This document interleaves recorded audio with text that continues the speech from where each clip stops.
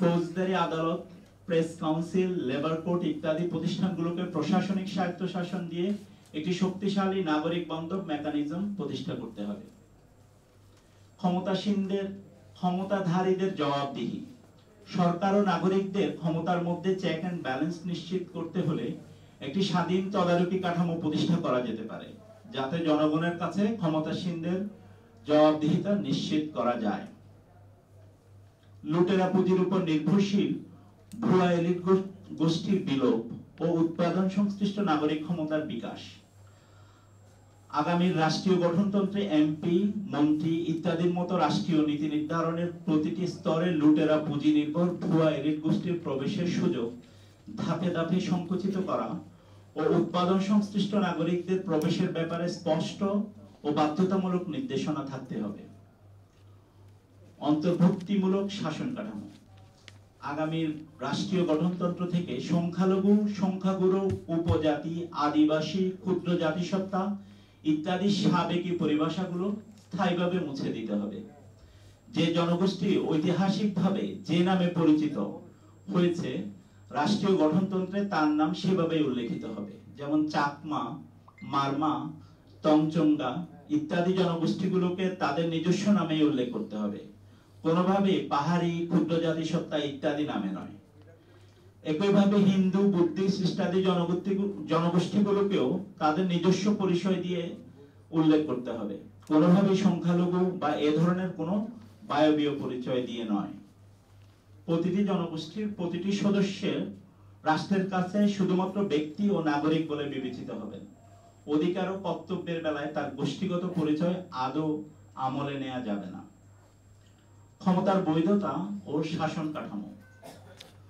পুনর্লিখিত রাষ্ট্রীয় গঠনতন্ত্রে ক্ষমতার বৈধতা একমাত্র জনগণের ইচ্ছা থেকে উদ্ভূত হতে হবে। ক্ষমতার বিকেন্দ্রীকরণ। বাংলাদেশের চেয়ে অনেক ছোট রাষ্ট্র শ্রীলঙ্কা সমেত দুনিয়ার প্রায় সকল গণতান্ত্রিক দেশে ফেডারেল মডেল চমৎকারভাবে কাজ করছে, অথচ বিশাল জনসংখ্যার বাংলাদেশকে এখনো ঐকিক রাষ্ট্র বানিয়ে রাখা হয়েছে।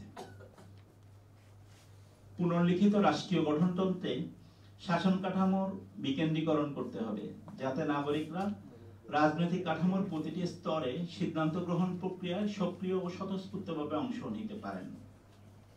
সামাজিক চুক্তির ভিত্তিতে সরকার পরিচালনা। সামাজিক চুক্তি মোতাবেক ব্যক্তি সরকারের দেয়া সুযোগ ও নিরাপত্তার বিনিময়ে যা খুশি করার অধিকার ত্যাগ করেন। ব্যক্তি তার সেই অধিকারগুলো সরকারের কাছে সারেন্ডার করেন, যেগুলো তিনি চান না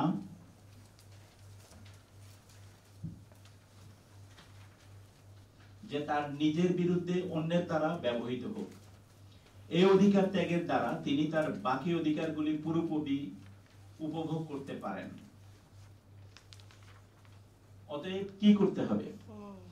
বাংলাদেশের বর্তমান কনস্টিটিউশনের মেরামত সংক্রান্ত বিষয়াদি নিয়ে এখন পর্যন্ত 3টি অভিমত পাওয়া যাচ্ছে। একদল চাইছেন তাদের সংবিধানের প্রথম অংশে উল্লেখিত রাষ্ট্রের গঠন প্রকৃতির অক্ষুণ্ণ রেখে ভেতরের কিছু ধারা উপধারা সংশোধনী এনে কোন রকমে চালিয়ে নিতে। এর ফলে রাষ্ট্রের বর্তমান বিদ্যমান মাফিয়া স্ট্রাকচার ও তাদের কায়েমি বন্দোবস্ত অক্ষুণ্ণ থাকবে। আরেক দল বলছেন সংবিধান বাতিল করতে হবে, তবে রাষ্ট্র কিভাবে চলবে সেটা বলতে পারছেন না। আরেকটা অভিমত হলো সংবিধান পুনর্লিখন করতে হবে। পুনর্লিখন একটি মধ্যপন্থী শব্দ। উপরের দুই পক্ষ দুই বিপরীত অবস্থান থেকে এর মধ্যে নিজেদের চিন্তার ছায়া দেখতে পারেন। তবে পুনর্লিখন করতে হলেও বর্তমান সংবিধানের প্রথম অংশে বর্ণিত রাষ্ট্রের গঠন প্রকৃতির পরিবর্তন করতে হবে।